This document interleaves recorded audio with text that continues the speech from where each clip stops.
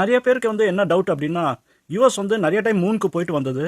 ஆனால் ஏன் வந்து இப்போ மூனுக்கு போகணுன்னா அந்த வண்டியை எடுத்துகிட்டு அப்படியே கிளம்ப வேண்டியதுனா ஏன் வந்து 10 வருஷம் ஆக்கணும் அப்படிங்கிறது தான். ஆக்சுவலாக அவ்வளோ சாதாரணமாக வந்து மூனுக்கு போக முடியாது. அதை வந்து நம்ம இந்த கேபிள் வச்சு நம்ம புரிஞ்சுக்கலாம். இப்போ இந்த யூஎஸ்பி கேபிள் பார்த்தீங்கன்னா, இப்போ இருக்கிற டெக்னாலஜி வந்து வச்சு இந்த யூஎஸ்பி கேபிள்லாம் பண்ணியிருக்காங்க.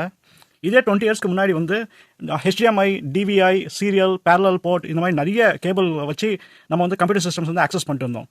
அதே மாதிரி வந்து நம்ம டிவிடி பிளேயர்ஸ், சிடி பிளேயர்ஸ் எல்லாம் லேப்டாப்பில் பார்க்கவே முடியாது. இப்போ லூனர் லேண்டர் மாடியூல் வந்து 50 இயர்ஸ்க்கு முன்னாடி பண்ணுது.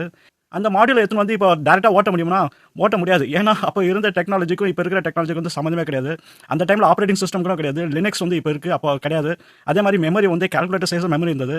அந்த வண்டியை வச்சுக்கிட்டு இப்போ வந்து ஓட்ட போனாங்க அப்படின்னா கண்டிப்பாக வந்து மூணுக்கு போய் சேர முடியாது. ஏன்னா கம்யூனிகேஷன் சிஸ்டம்ஸ் எல்லாம் வேறையாக இருக்குது. இப்போ அதனால தான் வந்து அது பெரிய கஷ்டமான ஒரு வேலை.